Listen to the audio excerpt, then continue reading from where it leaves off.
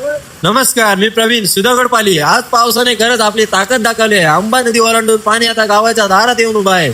जणू काही निसर्ग आपल्याला सावध करतोय. आपण नेहमी म्हणतो पाऊस म्हणजे आनंद, पण आज तोच पाऊस थोडी काळजी घेऊन आलाय. म्हणून माझी सर्वांना एकच विनंती आहे, कृपया घराबाहेर पडताना विचार करा. अनावश्यक धोका टाळा.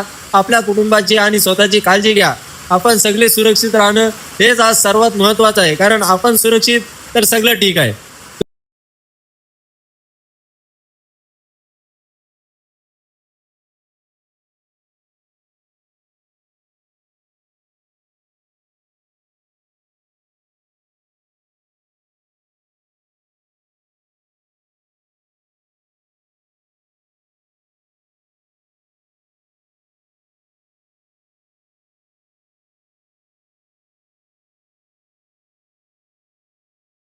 धन्यवाद. Stay alert, stay safe.